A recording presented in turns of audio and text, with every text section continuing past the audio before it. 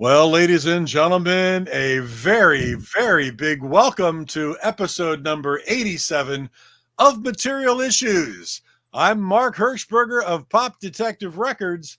I'm over here on the East Coast, and joining me, as always, from the West Coast, my very good friend, the president of the International Pop Overthrow Festival, Mr. David Bash. Good evening, David. How you doing tonight, my Good friend? evening, Mark. I'm doing well. It's been an interesting week, bittersweet, I would say. The bitter is that my father-in-law, Rena's dad, passed away a few days ago. Right, yeah. It's been a very surreal time for Rena, as you might imagine, but Yeah. she's managing to hold it together. She's working, and she's the one who's doing most of the arranging of the cremation, the funeral service in Boston, all of that stuff. So it looks like we'll be heading to Boston in second or third week of February, ideally for Super Bowl Sunday, because her dad was a huge football fan and he was from Boston, and we kind of all want to be there. Thank you, whoever's saying that. And we want to be there and honor him by having service before the game, and then we'll all go back to the hotel where we'll all be staying and watch the game together. So that should be fun. That'd be a good celebration of life. Good celebration of life. That's what I really believe in. I definitely want, when I go, I want people to celebrate me, assuming they want to. I mean, they may, they may hang me in effigy. Yeah. No, we may not celebrate at all. But thank you. Thanks. I will have an episode of Material Issues. We'll talk about it briefly before I bring on a guest. So, there's that. Okay. But thanks. Some of the good stuff is, God, I had a lot of good stuff in mind, but one that I announced today is we have our dates for the 24th annual International Pop Overthrow Los Angeles, August 4th through 12th at Redwood Bar in downtown LA. It's a venue we used last year pretty heavily. And we had a great time there. It was perfect fit, good size for us, really great vibe. Just love the place. So that's awesome. It's going to be nice. It's going to be nice being able to do the whole thing at one venue, and that's a really good choice for us. I know there's other stuff I wanted to talk about, but for some reason it's slipping my mind. Well, we got all kinds of things going on. We can always talk after. You got anything going on? Well, not really. I'm just I've been so busy with the basketball announcing and all kinds of things. I just got this sweatshirt in. It's just kind of an homage to slightly something that's happening tonight with our special guest. So it's Stamp Out the Beatles sweatshirt. It's all good, but no, it's been a very busy time, and I can't believe we're all the way up to episode number 87 of this show. We've got the next 3 weeks or so booked, looks like, with people. We'll talk about that in a little bit, but tonight's show is going to be fantastic, and I know there's a lot of people that were jamming about it. So we'll have fun. It's going to be great. California jamming about it. California jamming about this show. Yeah, it's going to be good. So well, yeah. If those who are listening don't know what I just meant, I'm referring to Oh, here we go. How the audience is on the East Coast as opposed to the West. I mean, it depends upon the city. I mean, New York generally has really good crowds, and Boston does. Compared to LA, I mean, LA's crowds in general may be a little bit better. But that's partially because I'm from here. I know a lot more bands here. But yeah, it's all good in the East Coast too. It's always fun. That's the most important thing. Right. But yeah, so California Jam is a song on the first album by a really iconic band in the eyes of a lot of people, as well they should be. They released their first album in 1976, and although it was on Capitol Records, it pretty much was received with no fanfare until early 1977, when a newspaper in Providence, Rhode Island, and a gentleman named Steve Smith, I believe his name was, a name that will not live in infamy because it's so common that nobody remembers it. But he wrote an article intimating that this band was actually the Beatles in disguise, and kind of like a resurrection, pun intended, of the Paul is dead rumor, where there were all these hints that were supposedly on the cover and the music of this album that would indicate that maybe it's the Fab Four. And a lot of people bought that rumor, including me. I was 18. I was in college. My friend Keith, who you know, Mark. Yeah. He and I, as soon as I read the article, I ran to a record theater up the street in Syracuse, grabbed the album, and Keith and I listened to it. And as we're listening to it, we're like going, "It's them! I know it's them! Listen to that voice! Listen to that! Listen to those lyrics! It's them! I tell you!" So we bought into it until one day a sophomore pulled me aside and said, "David, you're an idiot." And then about a month later, he said, "No, in the patent office in Washington, they determined that it was 3 Canadian musicians." And and another thing is, I called the band Klaatu. I don't know why. Both Keith and I don't know why I would think that AA has allowed as a hot. What's the word? Has the sharp A sound rather than the flat one. But there's been a lot of I've heard Klaatu early on. I heard Klaatu. I heard Klaatu. There's been emphasis on all different parts of that name, which is amazing for just 6 letters. I mean, I had never seen The Day the Earth Stood Still, so I'd never heard the phrase. And you know, even if I had, I probably would have forgotten it. But it's Klaatu. It was not the Beatles, but hey, it sure helped them sell that record. I believe it reached like number 33 on the U.S. album charts, which is pretty freaking good for an album that nobody had even paid any attention to a few months before. Yeah. And they were able to make a career out of it. Even when people found out it wasn't the Beatles, they were able to hang around and do 5 wonderful albums.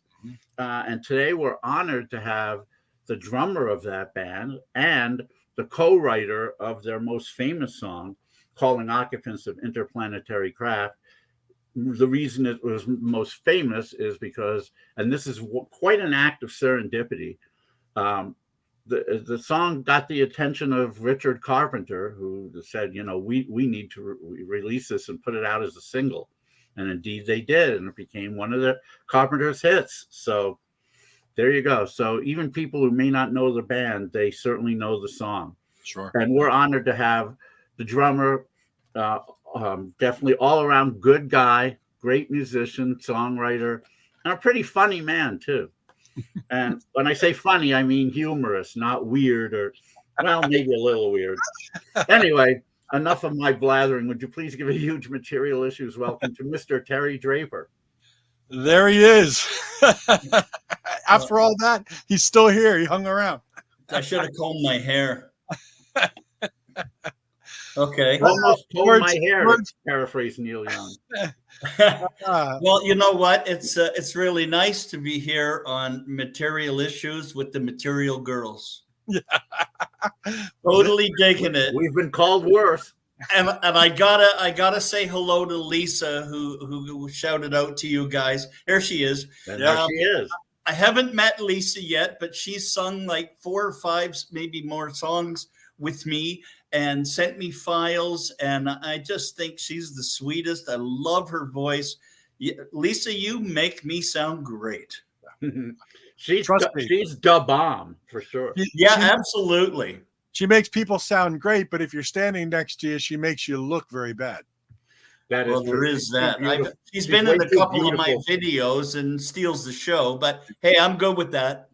No, Lisa, we're going to talk about the new album later on in the show, but Lisa does do some vocals on the album. Yes, I should have mentioned that in the intro. I am sorry. Bread and Circuses, right? And Bread and Circus. Yes, I've heard some of the tracks. Really good stuff. That'll be I'm coming glad up. you like it, David. But Terry, here on Material Issues, we like to go back to the beginning and find out a little bit about where you came from, what was your childhood like, and how did you get into? Yeah, we want to go back to conception, if that's okay. Yeah, conception. What was playing the day you were born? Not sure I was there. What was childhood like? What was music part of your childhood? Is that what turned you on? Anything from your parents? It's a remarkable story. When I was 5 or 6 years old, grade 1, we lived with my grandmother, and her youngest son, my uncle, my dad's brother, was 15. And I was 5 or 6 or whatever. So there wasn't many years between us. And when we would come home from school, we shared a room with bunk beds, and he had a 78 phonograph player.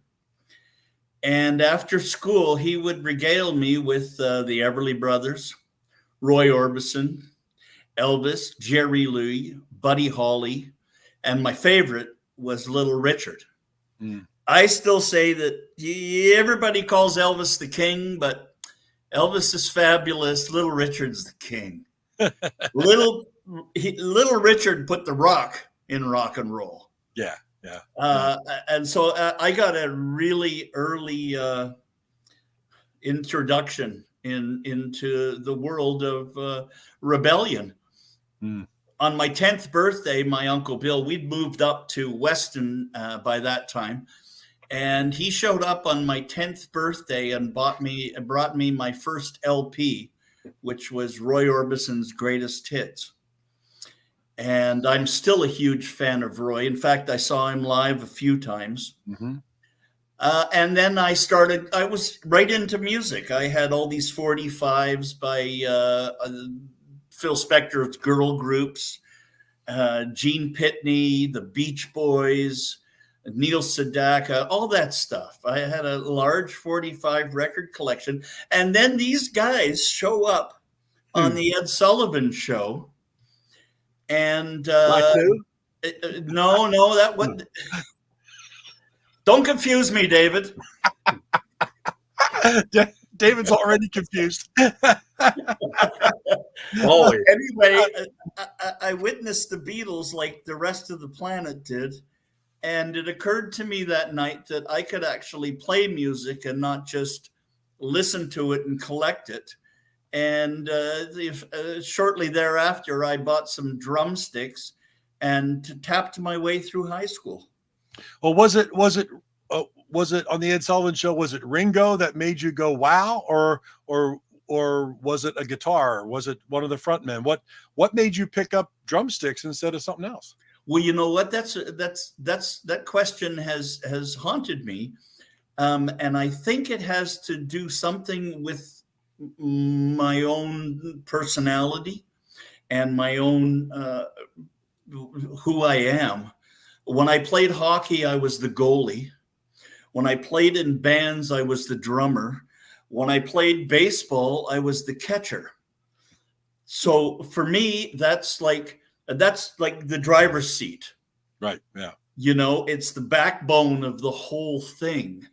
You could win the Stanley Cup with a mediocre team and a hot goalie.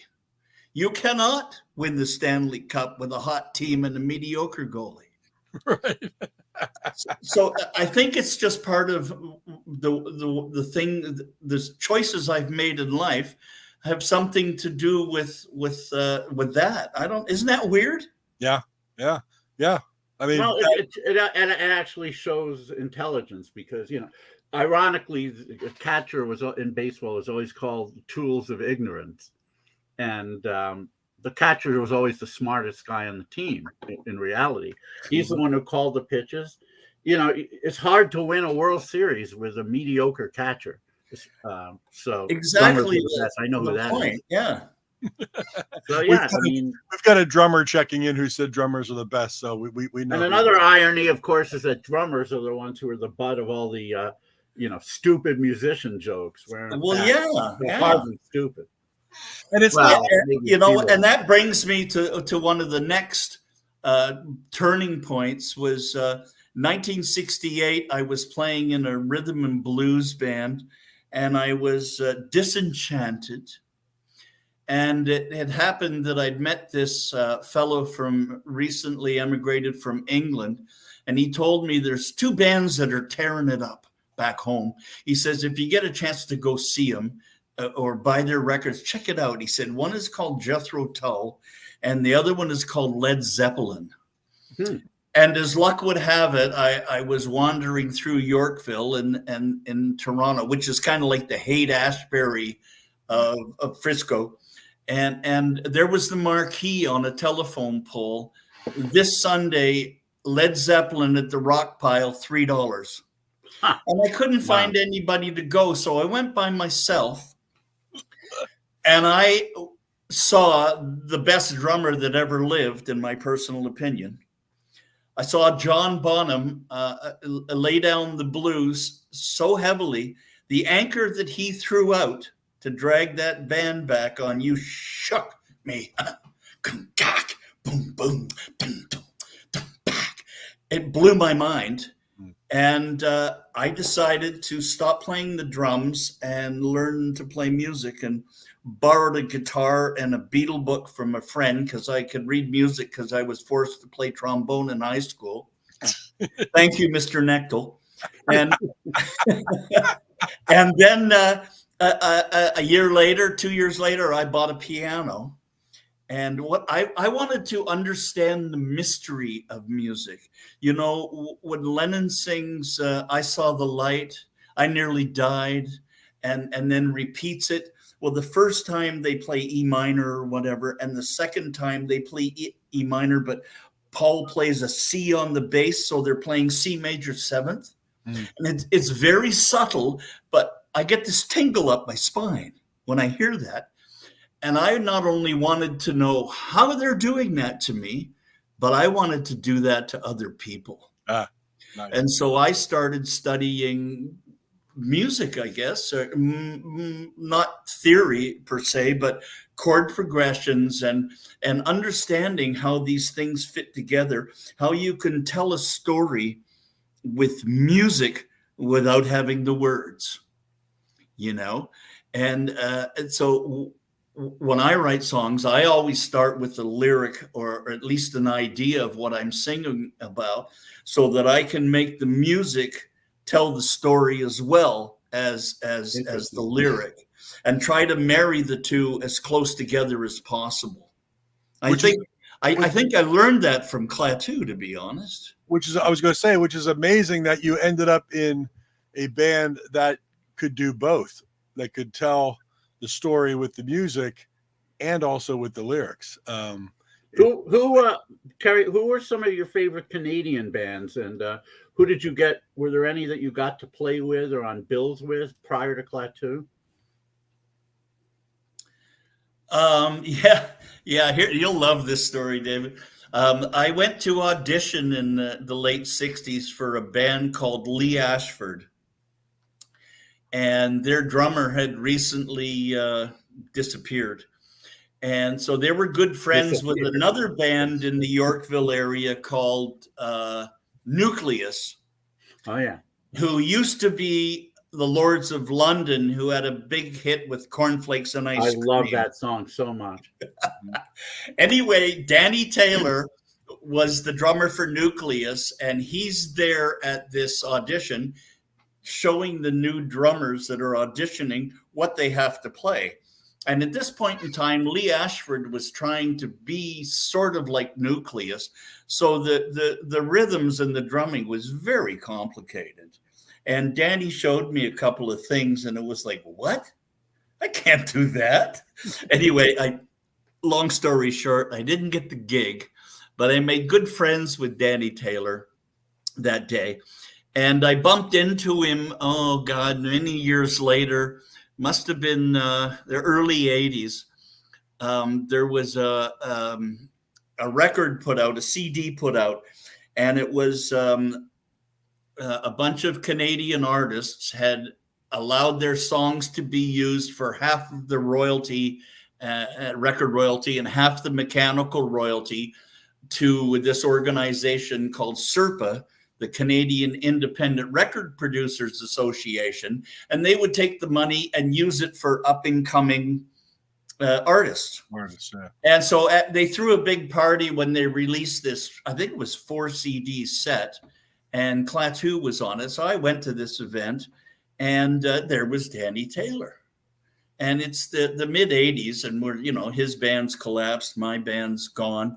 And so we're having a lovely chat. And I said, you know what, Danny, my all-time favorite piece of Canadiana in the pop world is Make Me Do Anything You Want. It just doesn't get any better. Frank Davies owned Daffodil Records, and this was another band that Nucleus osmosed into called Foot in Cold Water. Yeah. And Danny says to me, he says, well, you know, Drapes, he says, that Calling Occupant song isn't too bad either. And we had a good laugh. And Danny says to me, so what are you doing these days? I said, I got a roofing business. He says, cool, I clean carpets.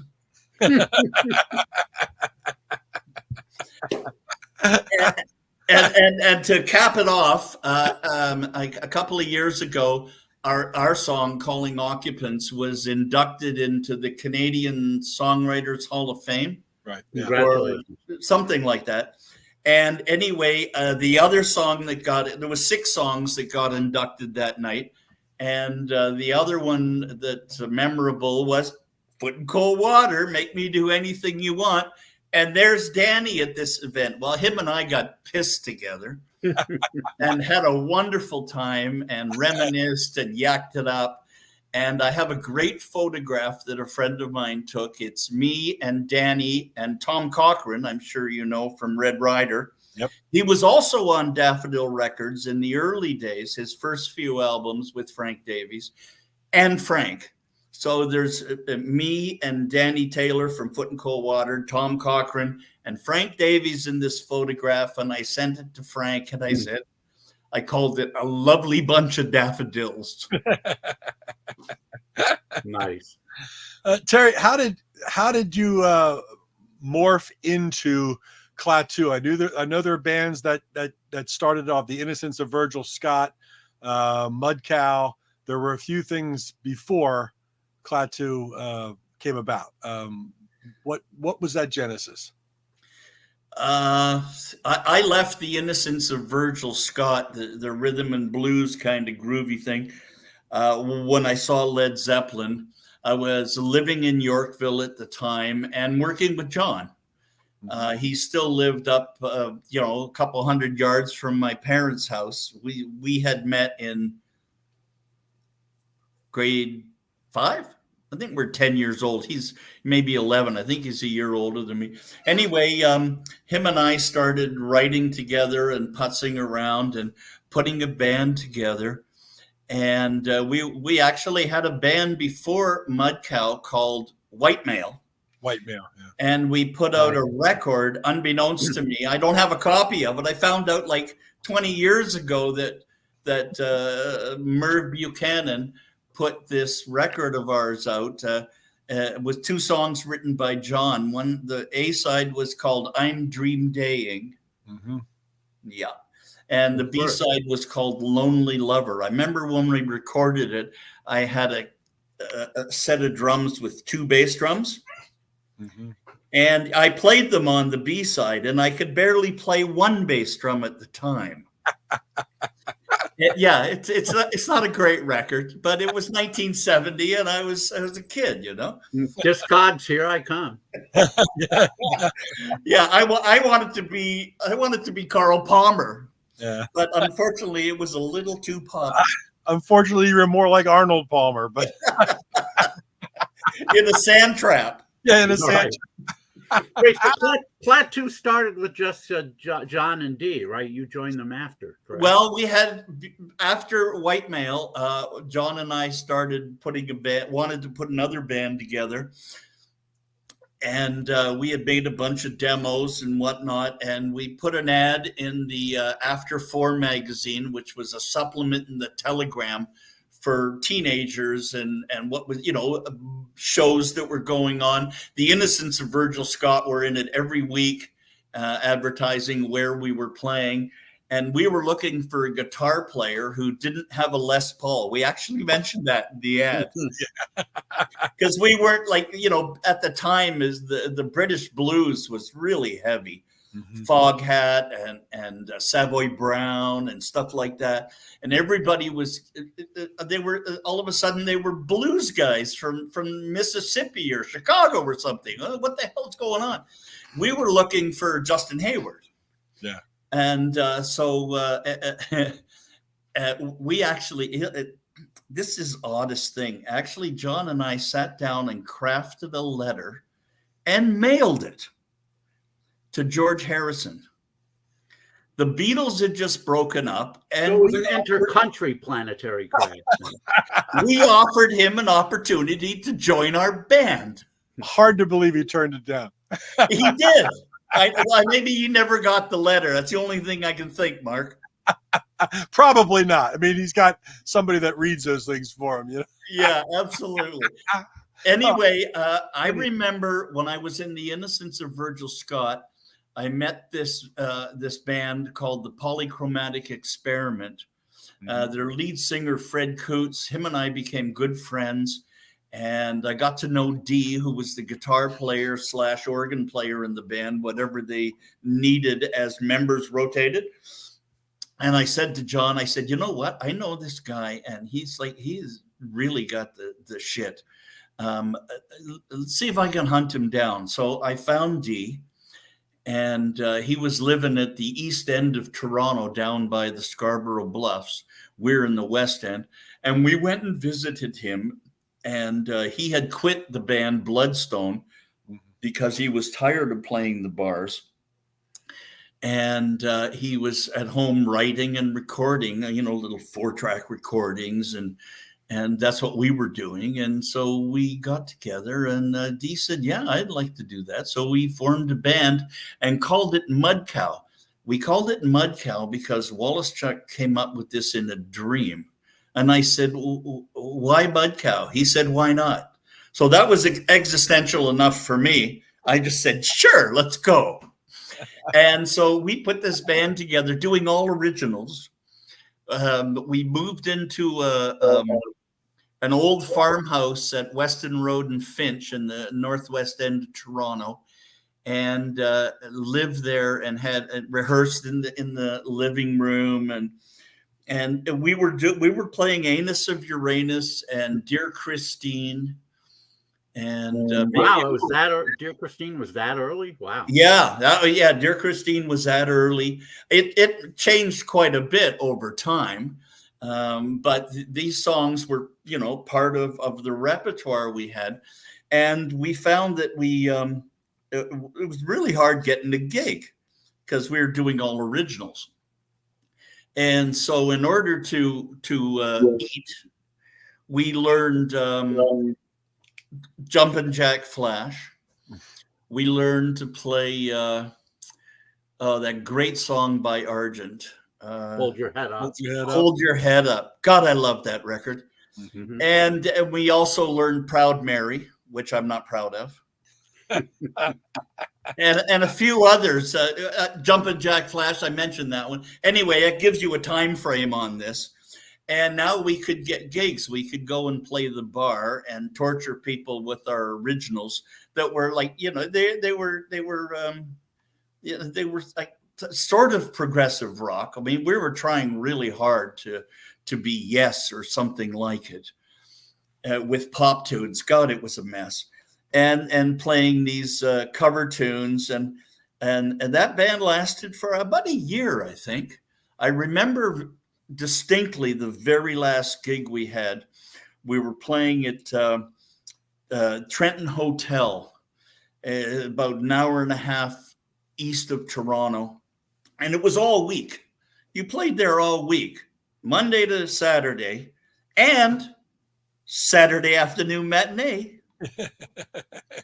So just before it's time to go on for the Saturday afternoon matinee, Misty calls us into her room to talk about our repertoire. She selects the 3 songs she's gonna strip to while we're playing. So we finished the meeting with Misty and we played. I think she chose Dear Christine as one of the songs, actually. But I remember why she didn't choose Anus of Uranus, because that would have been appropriate. We'll never know. And Misty was beyond her prime, you know. I thought she was like really old. She was probably 35. But that, you know, I was like 20 at the time, Right? Yes. And I was familiar with a few strippers, and she.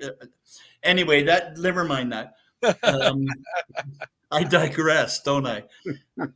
Anyway, I remember after the meeting with Misty, and we played the afternoon matinee. We're going down to the hall to go up to the 4th floor to our dorm. We didn't have rooms. There was a dorm with cots where the band lived. And Dee turned around to us and said, "That's it. I'm done. I am done." He says, I quit the music bands and all that crap and playing cover tunes because I didn't want to play the bars. And look at this. And that was the end of Mud Cow. And so, a year went by, and John had met Terry Brown and got Dee involved, and they'd put some demos together, and they'd recorded Sub Rosa Subway and Anus of Uranus. And then they were trying to do a couple of more tunes, but John was really unhappy with the session drummers that were getting hired. So he said, "Let me think now. Do I know any drummers? I've known Drapes for 100 years. Wonder what he's doing." So they called me up, and we recorded California Jam, which is one of the more intricate drum recordings that I've ever done. Mm-hmm. I really wanted to be in the band. I thought it was a good idea. And we're actually recording in a studio that was like serious. Previously with Mud Cow, we'd done a demo that was a very unrewarding experience. And then after that, we fixed up Dr. Marvelo. I replaced the drums that some session drummer had done. And then we took a look at Heinous of Uranus. And the recording that they had done had the drummer playing normal time. And we were going to put it on the album. I said, "You know what? It's just too Ricky Ticky ding dee dee dee ding kadak. I said, it's just not working." I said, "You know what? Let's drag it down to halftime with the more like a John Bonham kind of groove." And I think we'll get this to work. But Dee's guitar licks were so hot on the original recording that we dragged them out and dropped them into the new recording. So they're identical. And Terry, why did it change from Heinous of Uranus to Anus of Uranus? You know what? It was 1973 when John and Dee put out the 45 of Sub Rosa and Heinous. And I think they were afraid of offending people. And that was one of the... So they went to Anus, which is not offensive? No, they called it Heinous. Oh, well, okay. So it was Anus. I got you. All right. Yeah. When we played it earlier with Mud Cow, it was Anus of Uranus. That's the way Dee wrote it. But when they put the record out, I guess they were afraid of offending people. Okay. And called it Heinous. When we recut it for the album, I guess I got a vote, and I'm not afraid of offending people. So I said, no, it's Anus of Uranus. What are you talking about? Let's not tiptoe around here. You know, and the follow-up, D, if you can get to work, is Penis from Venus. That one never made it. He might have that buried away somewhere. Oh Lord, that's funny. Jupiter from Jupiter? No. We'll leave that one alone. That's a stretch, David. Yeah, no doubt. That's a whole nother The Terry stretch Draper anus. album to come. So how did you guys get hooked up with Daffodil? Frank Davies heard Dr. Marvelo, and Terry Brown played it for him, and Frank said, I want to put this out. I want to be involved. And Frank became involved. We signed up with Daffodil Records. He got us a deal with for one single with Island Records, and I think that was California Jam. Right. Yeah. Yeah. And Frank cut the deal with Rupert Perry in Los Angeles. Rupert was the president of Capitol EMI at the time. But Frank and Rupert are both from England, and they'd worked together at EMI. So they knew each other. And Frank went to see Rupert with this album. He said, here's the deal, Rupert. This is the record. It's finished. This is the artwork. It's finished. Sign them up, and you don't get to know who they are. You don't get to meet them. Now, why was that? I really wanted to know this since the album came out, because the rumors were after the fact. It was mostly John's. It was mostly John's idea. John is a very private person, and he wanted to be able to be fabulously wealthy and famous, and make music, and still have a private life. And John D and I both thought, well, that's a good idea. While we're making the first album, we're watching Rush come in and do a couple of albums, Caress of Steel, Fly By Night, and ultimately 2112. And we're watching them, and Geddy can't even go into 7-Eleven without having to sign autographs and stuff like that. And so Dee and I embraced John's idea and said, you know what? And our byline was, at the time, the phrase we lived by was, let the music speak for itself. Mm-hmm. Yeah. And it was in the age of hype. It's 1976 now, and we're in the middle of glam rock. And if Mick Jagger walks by your studio while you're recording, he gets a credit. And all the pictures of the guys in bands, they got the fans going and the hair and the scarves and the whole deal, and the three of us, we're not that particularly handsome, Wow. I know, David, thank you, I owe you a kiss, but never mind. And we just said, let's go this other way. This is a good idea. Let's try this. Let the music speak for itself, and we can have our private lives. I mean, can you imagine being Brad Pitt? You live in LA. Do you see him walking down the street and people bothering him and say, what kind of life is that, David? Oh. So that was the whole deal. We went for this anonymity idea, and I got to tell you, it has really worked. Yeah. So that means I can go anywhere. No, I know what you're getting at, but so you guys really thought you were going to become big enough to where the anonymity would have benefited you. That first album, I'll put it up against anything from 1976. Yeah. Okay. I mean, we were working with Terry Brown, who as an engineer worked with Donovan and Traffic, and a host of other bands. God, the list probably goes on and on. I don't know it all, but he was a grade A engineer. He used to go out once a month or once a week and buy all the new albums, like 3 or 4 new albums that were coming out, like the new Stevie Wonder, the new Elton John. He wanted to keep abreast of the advances in recording. and make state-of-the-art records. Yeah. And that Klaatu album is a state-of-the-art at that time. No, you know, and it still holds water today. It doesn't sound, forgive me, I don't normally diss other bands, but it doesn't sound like Boston. You listen to Boston, I like Boston, but they sound like 1977 to me. Oh, I see what you're saying. Yeah. You know, and the Klaatu records don't. Like the Beatle records, they're timeless. They just, we put a lot of time. I remember recording a maraca part on a song during the first album. I can't remember which song. And then we didn't have another session for another week because we recorded in the middle of the night when nobody was using the studio. And we redid the maraca. It wasn't quite right.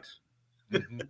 Yeah. Now, that's you haven't mentioned, detail. One song you really haven't mentioned much, if at all, is Calling Occupants, which is yours. Where did that idea come from? And how did you manage to bring it to fruition with the grandiose production and everything? John found a book at the library called The Flying Saucer Reader. And we were all into UFOs, sci-fi, flying saucers. I was reading Von Däniken at the time. And just a few years ago, speaking of Von Däniken, Anna and I were in Peru and flew over the plains of Nazca. Mind-blowing. Mm-hmm. Anyway, so anything to do with UFOs was cool. And John found this book, and we're going through it, and there's this chapter about the International Flying Saucer Bureau, who have all these members around the world, and they've asked all their members to recite the message and to memorize the message. And then they've been asked on March 15th, 1953, simultaneously around the world, to lie down and mentally recite the message. Well, they're trying to contact the aliens through mental telepathy. And so Wallace-Chuck and I find this, and it's like, well, that's cool. What if we write a song and it gets out on the airwaves? Surely the airwaves will penetrate farther than our puny brains. And so we wrote Calling Occupants as a real attempt to reach out to the aliens. And we use the message almost verbatim. The message says, calling occupants of interplanetary craft, calling occupants of interplanetary craft, please come in peace, we beseech you. Mm-hmm. We are your friends. And it goes on, and some of it wasn't as usable. And so we took this almost verbatim and tried to make this. I was playing the drums on it, and John was playing the piano when we were fucking around. Excuse me. That's why we're on the internet. It doesn't matter. Okay, good. And I'm it's like, it's 1975. We just wrote the song, and I'm still Michael Giles is still my hero from King Crimson. I'm a big fan. The Birdman Suite is still a record I go to from time to time. It's the whole side of side 2, 20 minutes of beautiful music. And anyway, so we're trying to do this progressive rock thing, and sort of Pink Floyd. But John's a pop guy, and so we keep dragging it back into the pop world, and so that's our phrase: symphonic pop or progressive pop. And that's how that song came about. And you know what? To this day, not one alien has knocked on my door. How do you know? How do you know? Yeah. Maybe Ted Jones doesn't even exist. Ted Jones was one of the aliens that did knock on my door. But Terry, Jamie Vernon knocked on your door, and I questioned him. But you had a hand in Calling Occupants, first track, and then you had a hand in December Dream, last track. What happened to Terry Draper during the 5 album in between? Well, you know what? I've thought about that from time to time over the last 40 years. Mm-hmm. And I would bring songs, and eventually I stopped bringing songs because John and Dee were extremely competitive, and they're both brilliant songwriters. And they weren't particularly interested in hearing what I had done or what I was doing. So it was a thanks, Ringo, we'll call you type of a thing? Well, you know, it's that old joke, you know, the drummer comes up, hey, guys, I wrote a song. The whole band laughs, right? That's cute. That's cute. Yeah. Yeah. And so that was, and plus they're both great songwriters. So, you know, there's a couple of songs on Endangered Species that I thought shouldn't have been, but, you know, that wasn't my call. Yeah. And so I was just the drummer, except for Endangered Species. You know, it's just one of those things that happens in life. And luckily, I've been in a position to make my own recordings and put out my own records. And I have mined that catalog, and I have all sorts of songs. It's got to be a dozen songs from the 70s that I have recorded and put on my own records because I thought they were worthwhile and decent. I have a whole bunch of songs from the 70s that you will never hear because they are shit. Well, let me tell you this, Mark. Someone steals the tapes. Yeah. You learn more from writing a piece of shit than you do from writing a good song, because you're never sure why it's a good song. Right. But you always know why it's a piece of shit. Well, let's go back. So the first album comes out, obviously, with, at least in the States, without much fanfare. Are you, for the first few months after it's out, are you discouraged, or you still say, no, we've got plans, we're gonna make it? Yeah, no, yeah, we actually knew how good we were. And I don't mean, that sounds like braggadocio, but it's really not. I mean, we knew that these records sounded great. But you know what?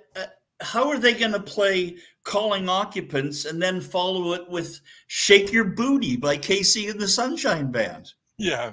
How does that fly?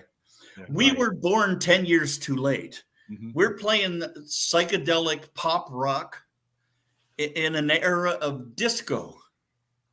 There were a lot of FM radio stations, like my college radio station. Well, once the rumors happened, they played Klaatu, but you know, they were playing it after Boston, after Barclay James Harvest, after the Moody Blues, you know, in sets like that. So there was that kind of music around, but as you say, not so much on Top 40 radio. So well, that's what we were trying to do, was break Top 40. It's basically a pop band, you know.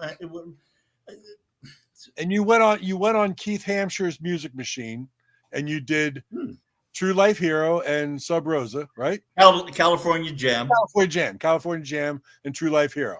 Yeah, 1974 November. Right. So you've already gone on a television show and played 2 tracks off of this album that's going to come out in 2 years. You know why? We got paid scale. Yeah. Got some cash out of it. At the time, we all had jobs. I was working at Sam the Record Man for $75 a week, which didn't cover my living expenses. Great record store, though. Great record store. Isn't that right, David? Oh, God, yeah. None better, man. It was the best. I was head of the 45 department and worked nights. And by the way, you Americans, 45s are not pistols. They're little records about this big. Yeah, back in the day, we called them 45s. And in fact, I picked up the a Klaatu picture sleeve at Sam the Record Man in 1979. So there you go. It was still there. I'd already left that job. Oh, I know. But by then. But when, you know, what I'm getting at is when the first album came out and it really did nothing, you know, and David was asking whether you were discouraged or not. Then this, you know, article hits, which turns everything around.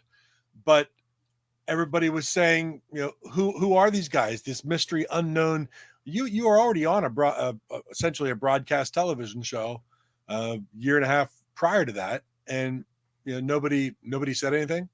There was no internet. Yeah.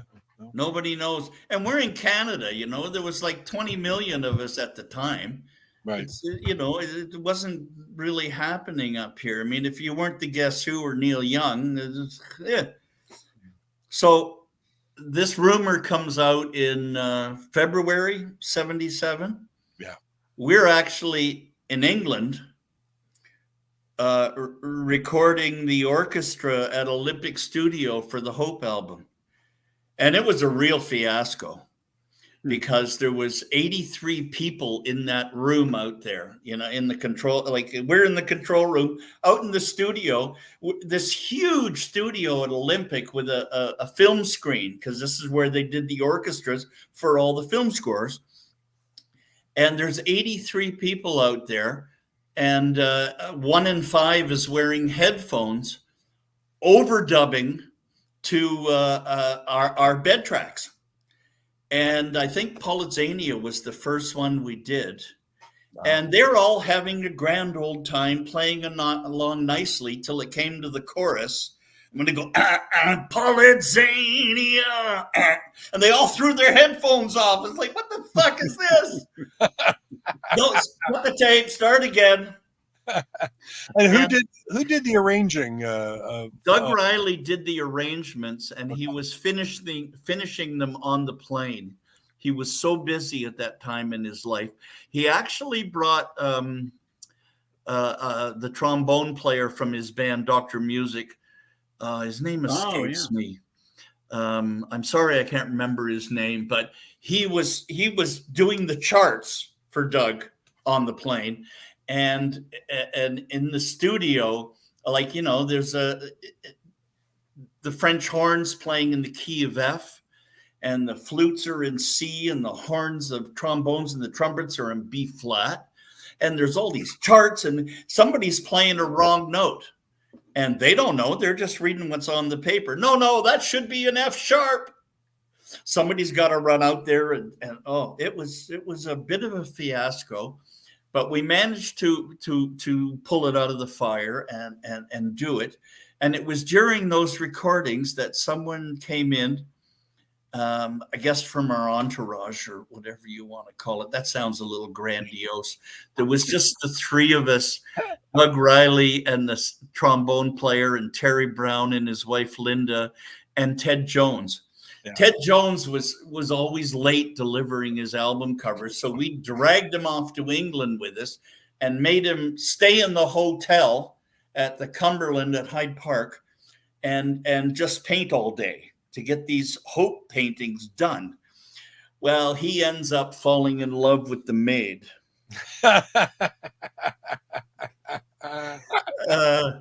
That's another story. Anyway, and so while we were doing this orchestration, somebody comes in with this article from the Providence, Rhode Island newspaper that sort of suggests or proves, if you will, that we're the Beatles recording under a new name, if not all of the Beatles, certainly some of them. Mm-hmm. And so we read this article, and the three of us are looking at it, and it says, and we looked at each other, well, isn't that nice? They think we're the Beatles.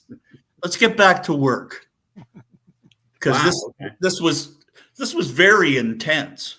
Yeah, we'd booked 3 days at Olympic, and we're off, Polizania and all of side 2. Wow, with the orchestra. So paired down in different. Only the 83 only played on Polizania and Prelude, and I think we had string sections on the rest of the songs. So you see the rumors, and the ramifications just don't even hit you at that point. No, we were engrossed. Yeah, we got back to Canada, and the shit had hit the fan. It was like, oh my God, what's going on? And I mentioned earlier about Frank Davies working with Rupert Perry, because the irony for me, and my favorite part of the story, was that Rupert Perry, the president of Capital EMI for the world, had to tell everybody that phoned him continuously for months. No, I don't know who's in the band. Yeah, right. You signed them and you don't know who they are? And he didn't. Yeah. Wow. That is amazing. So obviously the record starts selling at that point. And even people who don't believe it's the Beatles, it opened their eyes to it, and they heard it, and they thought, well, yeah, we should own this. And it goes up to like number 33 on the U.S. charts. I don't know how well it did in Canada, but yeah, obviously that must have impressed Capitol enough, because they kept you on for the second album. Actually, David, the deal that Frank Davies made for us was 3 records. Oh, it was initially. Okay. Initially, it was a 3-record Boy, deal. those were the days. And we gave them the Hope album. They were demanding it in June, and we were not happy because the orchestra wasn't it wasn't creative enough, in our opinion. It was like a giant pad, you know. Yeah. You got 50 violins playing the chords, and we wanted Rossini, you know, that and Beethoven, and you know, intricate. Anyway, so they told us we don't want the album yet. We're going to let the first album run its course. It's still selling lots of records. September.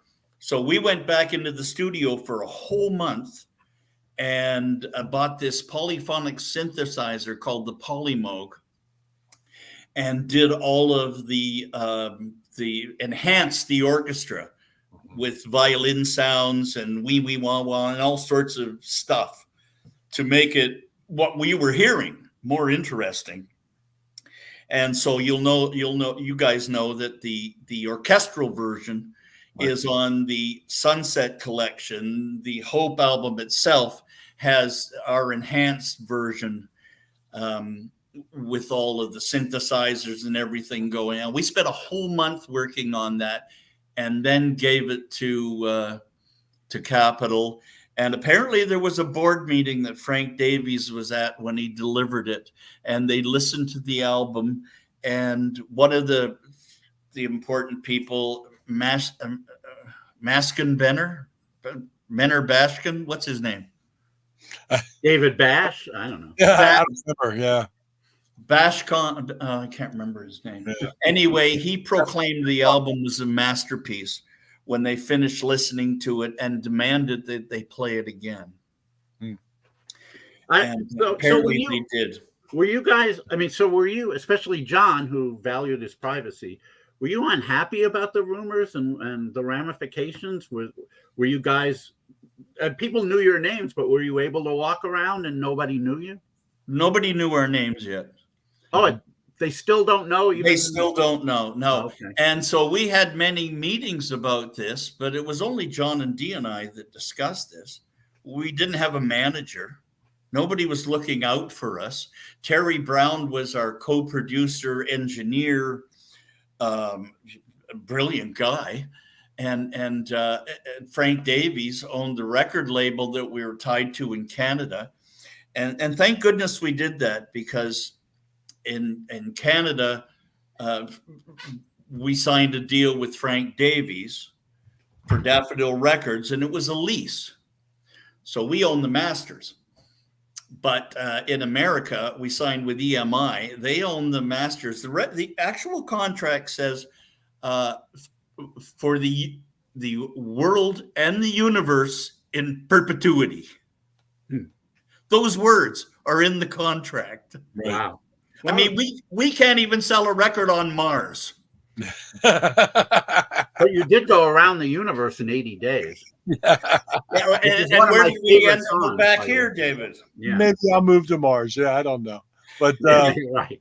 You know, so, we dropped the word Ted Jones briefly there in a little bit, but I got to say, you know, my entry to Klaatu, I used to go to a record shop near me called Record Revolution in Reading, and I would go A to Z, flipping through things. I had not heard of Klaatu. I had not heard of the rumors at all.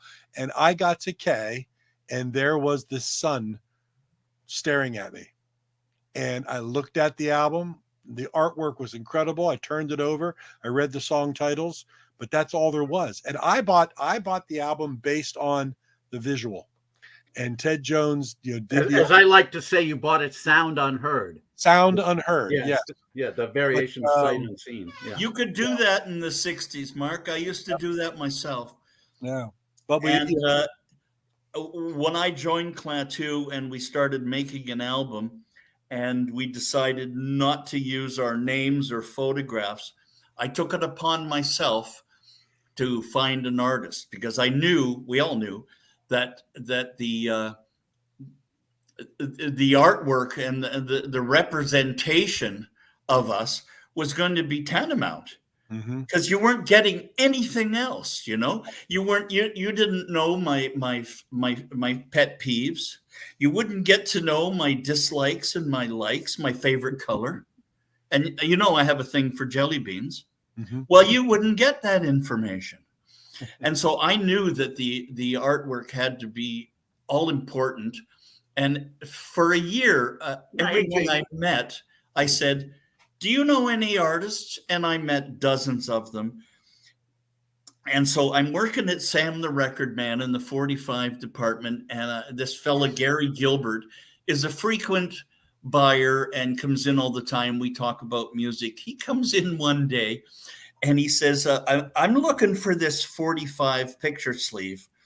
It's Jimi Hendrix doing Old Lang Syne. I said, really? You're kidding, right? He says, no, really. So I said, I'll get back to you. So I call up my buddy, friend of mine works at Warner Records in Toronto, and I ask him about it. He says, well, how the hell did you hear about this? This has been done for in-house only, this recording of Old Lang Syne in 1974, I guess. And he says, wow, he says, I'll send you a box. So he sent me a box of these records. And the next time Gary Gilbert came in, here's a couple of 45s of Old Lang Syne by Jimi Hendrix in a picture sleeve. Well, he freaked. He said, how did you get this? How much do I have to pay for it? I said, free to me, free to you. Here you go. And so we formed a relationship. And I said, do you know any artists? And he said, do I? And introduced me to Ted Jones. Yeah. And I went to Ted's house with Gary Gilbert. And there was this painting that Ted had done in high school. For grade 13, he didn't take math or arithmetic or any of that crap. He stayed in art class. And he had this. It's good, man. It's all good. This large painting. I found the guy. Sorry. It's all right, Terry, buddy. I love you, man. Yeah. Fuck. Tale of Ted. Yeah, Tale of Ted. But iconic artwork tied to the music. What Ted did with the first album with Hope, which I spent hours staring at the front and back of that album cover. Me too. I mean, it's just all so wonderfully tied in to it all, and it's absolutely wonderful to be that emotional over the work that he did and the friendship that he had with you for so long. And people who don't know, Ted is no longer with us, and I think everybody that knew him is very emotional over it, and rightly so. And you know what? Hope has a profound influence on you too, Mark, or at least an effect. When I would do the IPO festival in Philadelphia, I would stay with Mark, and when we drove off somewhere, as soon as we left, he'd say, "We're off," Mm-hmm. Every time. It's every time I would say we're off, but yeah. Added to that story, Ted was problematic. Ted was a weird guy. He was way out there. Until the day he died, he maintained that he'd been abducted by aliens in the mid 80s. Perfectly appropriate. Absolutely. But Ted was way out there. and we formed a very, very strong friendship that endured for 48 years. Yeah. And I remember we had a meeting about Ted's delinquency on delivery dates for album covers during the recording of Sir Army Suit. And John and Dee and Terry Brown all voted to get someone else to do the record. And I told them at the time, I said, we're going to regret this. And I'm going to say, I told you so for the rest of my life. Mm-hmm. Yeah. I told you so. And if anybody who's watching this either now or in the archives that knows where the second album artwork is, Hope, we're not going to prosecute.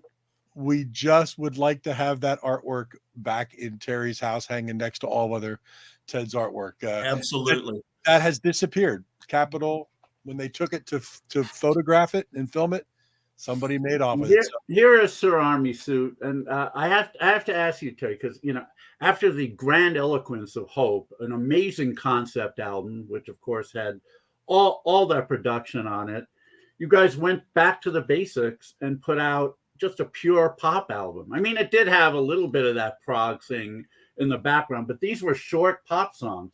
I have to say, I do have to say, this is my favorite Klaatu album because I'm a pop guy.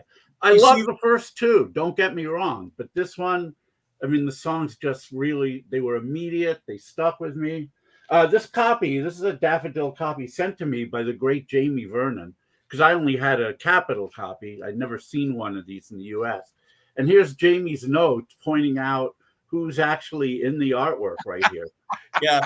Well, on the other side, the largest character is Hugh Syme, the keyboard player for Ian Thomas Band. Wow. Who painted those pictures. Right. Yeah. The next character is Ted Jones with his art case. And that album, yes, we went out of our way to do a pop album because we weren't getting any radio play and we weren't making any money. Mm-hmm. Amazing. We were now victims of the music business. Terry Brown had put us on salary of $100 a week each. And that was insufficient in 1977. I'd say so. But that's what we had. And so we decided, we got lots of pop songs around. Dee and John are both pop writers. Let's put out an album of pop songs. Well, Terry Brown still wanted to do the prog thing, or the progressive pop, as David and I calls it. And so did I. So I remember saying, well, we got to put, who's calling me? Yeah. Anyway, I said, we got to put some sound effects on the beginning of Dear Christine, some ocean effects and whatnot. And, at the ending of the song, I love sound effects. I mean, I use them whenever I can because it helps put the listener in the headspace. I'm just remembering something you told me, Terry. Anything worth doing is worth overdoing. Great. And so the Sir Army Suit album for me is halfway there and halfway out, half pop, half prog, and the audience didn't know what to make of it, Mm-hmm. They didn't really get it. Yeah. So how did you end up at the end of our 3-album deal with Capitol, they said Rupert Perry came we met at the Harbour Castle in Toronto, the Harbour Castle Hotel. And he said, so Terry Brown, do you want to make another record with these guys? And Terry said, And Rupert said, do you guys want to make another record? And we said, yeah.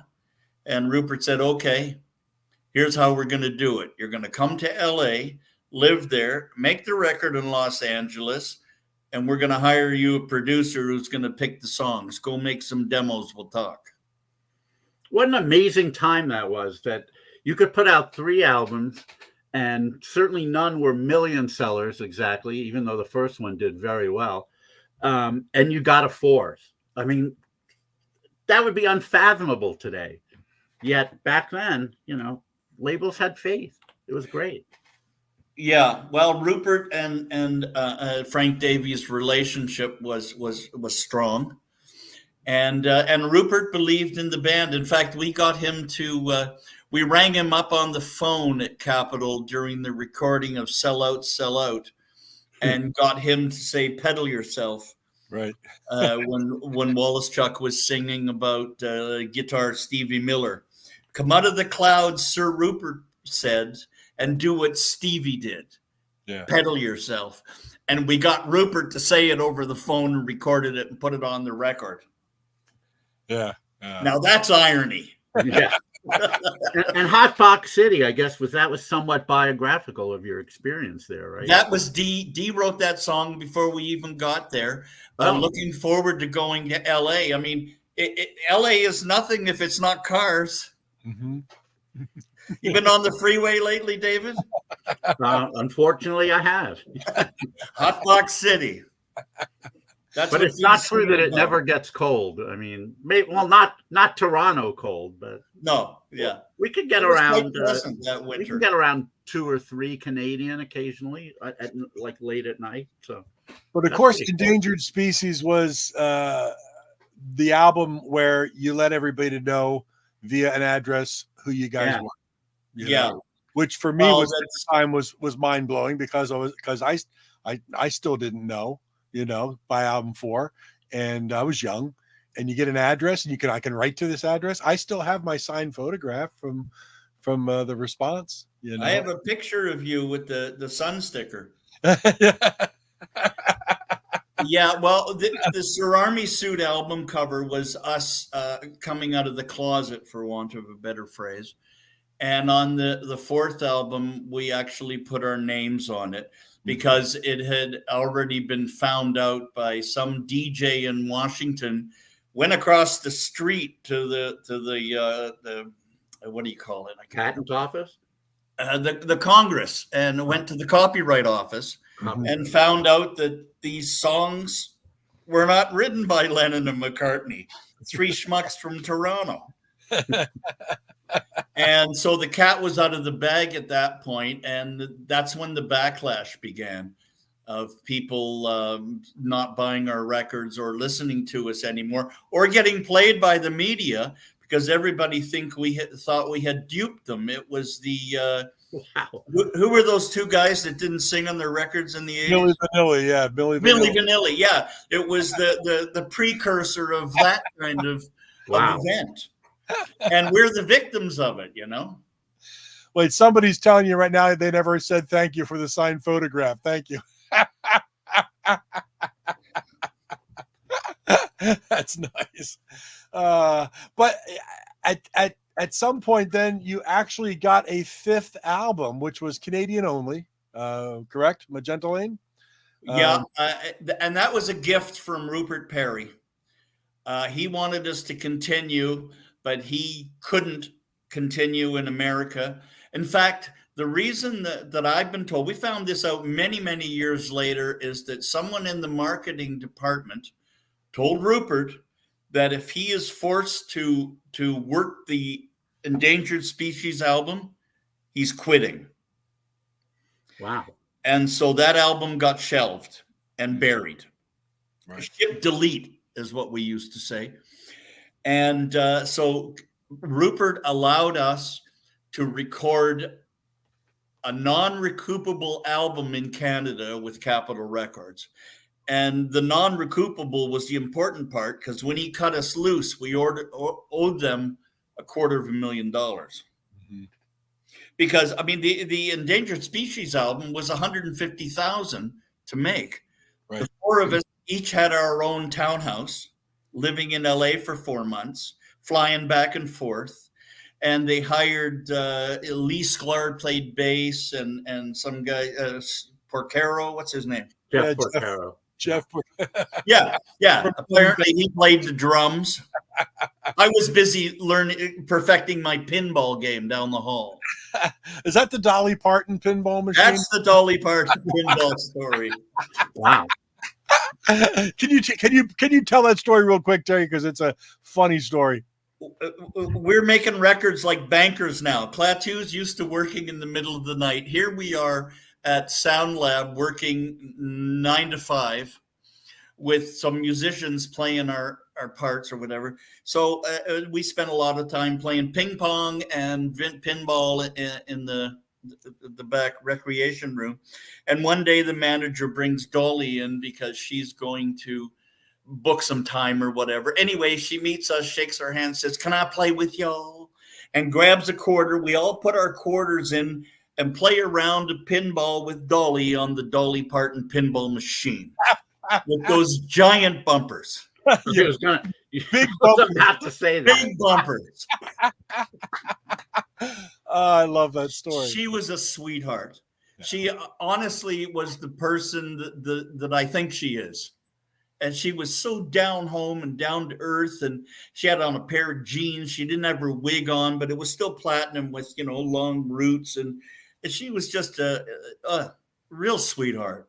And we had fun with her for 10 minutes. Making a rock and roll album right now, which includes Paul McCartney and all kinds of people on it, which is just absolutely amazing. She's still cooking, Yeah, I'm a big fan. Unreal. So that takes us, to, we talked about Magenta Lane, which was a Canadian only, but one of my favorite albums, period. A wonderful album, which was your swan song. That was your, Thank you, Ray Paul, for reissuing that on CD, by the way. At the time we made Magenta Lane, we knew it was the swan song. And that's why we went, full circle back to some prog rock, whatever we're going to call it, David, with Maybe I'll Move to Mars and maybe December Dream. And John was still in a pop mode. He always will be, I think, doing Million Miles Away. And my favorite song on the album is I Don't Want to Go Home. Mm-hmm. I really like that one. And I remember when we played the album for Capitol in Canada, the one of the marketing guys or some big shot at Capitol Canada was this guy from Britain, and he was a big fan of punk rock or whatever. And when the song Mrs. Toad's Cookies came up, he turned around and looked at us sitting on the couch and gave us the dirtiest stare. It was, he did. He just saw, what the fuck is this? And then he tossed his Mrs. Toad cookies. He was not a fan. But speaking of a fan, a gentleman who's very well known to David and I, who's played on your brand new album, Terry, Fernando Perdomo. He wanted me. He's not watching right now, I don't believe, but he wanted me to ask you about December Dream and where that came from. Was that a tribute to John Lennon? And what's the story on that track, which is the very end of Klaatu, that you're part of December Dream writing from all the way back to when you were part of Calling Occupants. So it's that long delay, and here's December Dream. Yeah, I actually wrote the main body of the song in 1976. 4 years before Lennon's demise. The truth of the matter is that a friend of mine, a friend of hers, went off to India to buy heroin. And somebody gave him a sample, what they call a hot shot, and took his money and sent him back in a pine box. Oh, boy. And so she was very broken up about this. And I was too. It touched me, and it was in June of 1976 that this happened. And so I sat down and wrote this song called December Dream, which is, December, the snowfall, and the last snowfall in June. And it was his last snowfall in June, and that's what I was singing about. And I brought it to John and Dee, and because I wanted to get a song on one of these albums. Pardon me for a second. Go ahead, Dave. The bladder is getting the better of me. As David and I say, he's going to open the gate for the pool man. Oh, stop it. Anyway, they both liked the song, but John said to me, he said, Drapes, it really needs a chorus. Mm-hmm. And I thought, oh, okay. So him and I sat down together with 2 acoustic guitars and did the December Dream, Don't Leave Me Now. And we wrote that together. The rest of the song I'd done myself. And when we were recording it, it was shortly after the demise of Lennon. And I decided to sing at the very end, The Dream Is Over. Yeah. And so we sort of made it a dedication to John, but that's not how it started. Right. Okay. Yeah. Well, that answers some questions. People, I think a lot of people really just figured it was an homage to Lennon, but I knew it didn't start off that way. Yeah. But that little Because the phrase, song was written 4 years earlier, for the most part. that phrase kind of turned it into that.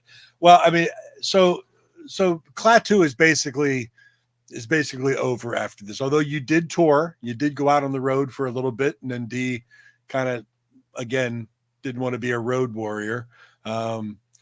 And everybody kind of goes their separate ways. John gets into his own thing. Dee does. You get back into, I guess, roofing and doing some stuff, but you continue to write and record, and to this day release a lot of solo work. And that's something that's never left you. And thankfully you keep putting things out for the public to hear. And, I've been a part of Light Years Later when I came up for all that live Years Later performance. I remember. And Mo Leeson and Dr. John Baird's Canadian, what's it called? What's the ham? The pork roll, that he made. I can't remember. I can't remember either. I did like his the back bacon. Jack Daniel's chicken wings. The back bacon where he slathered it in his mustard sauce and then cooked that. Sorry, we're getting pea meal. Pea meal bacon. Jamie just chimed in. Thank you, Jamie. I couldn't remember the damn pea meal bacon. To this day I can still taste that. But your pea meal bacon, your pea soup, and your hockey players like Wayne Gretzky. Do you know where that's from, Terry? No. It's from Kids in the Hall when Scott Thompson was playing Queen Elizabeth. And her son, Edward, had put out a fake newspaper saying that Canada had abandoned the monarchy. And she's Elizabeth's dumbfounded. She's apologizing to Canada and kissing their ass, saying what the thing she loves about Canada. And then Mark McKinney plays Edward, and he comes in and tells her it's a fake. And she's like, oh, no. Yeah, it was pretty funny. I've never seen Kids in the Hall. Never seen it. Wow. Oh, okay. I live a sheltered life, David. I'm anonymous and hiding here in Clearwater, Florida. But wow. I do want to let people know that maybe have not been aware of all the solo work you've put out. You've got terrydraper.com, which is going across the bottom right now. And there's just a ton of stuff out there to explore as far as your solo career is concerned. And one thing we want to talk about right now is a brand new album you have out called Bread and Circus, which is fantastic. Where does the title Bread and Circus come from? First of all, and it comes right from your homeland, right from the heart of America, and the Roman Empire. Back in the Roman Empire, the emperors said you have to give them bread and circus. You have to feed them, give them wine, put the games on, and entertain them.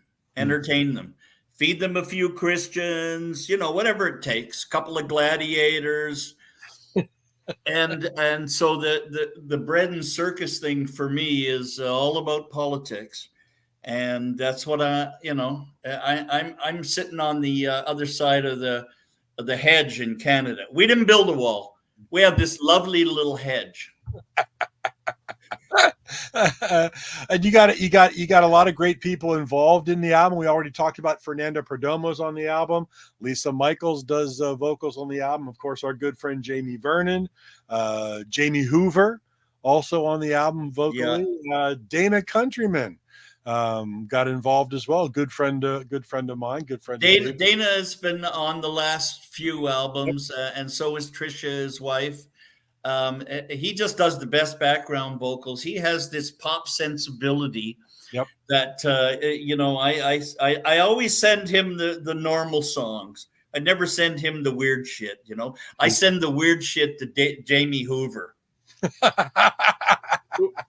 I know he's a real popster too, but he always rises to the occasion and gives me some strange things that I would have never thought of. And he's working with this delightful young 18-year-old Elena Rogers, who's just brilliant. And the closing song on my new album is called Icarus. I never mention Icarus's name. And the song is actually sung by his father, Daedalus. Mm-hmm. He sings "Sun," too close to the sun. and Elena and Jamie did these elaborate background vocals. It's kind of a prog rocky kind of thing, but I'm really pleased with what they did and the way it turned out. And who can say enough about Lisa? Well, while you're talking about Lisa, I just wanted to play one of my favorite songs, just a little bit of it from the album, this which she does vocals on it. And I called it the other day. It's like the ghost of midnight. Sometimes her vocals are haunting in the background. It just is a beautiful thing to listen to. But this is called "In My Dreams."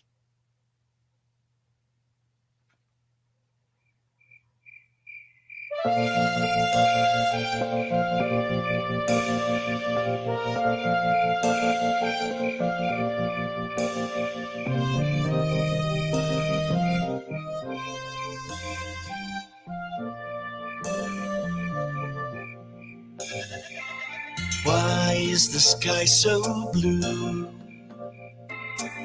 How did I end up with you? I would like to know, would you? How does a fool survive? How does he know? That's not Lisa. I thought that was Lisa. No, that's not Lisa. I'd like to know. Her name is Julie. Anytime. All this uncertainty, it never bothers to come to me in my dreams. You know what's the best? I send Lisa a song and asked her if she wants to participate. And I never tell her what to do. I just let her feel it and do her own thing. And she never fails to delight and surprise me. It's just, she's just great. I just love, and the texture of her voice, it's got that translucent, light, airy thing going on. Yeah. Terry, have you heard her album Lost Winter's Dream?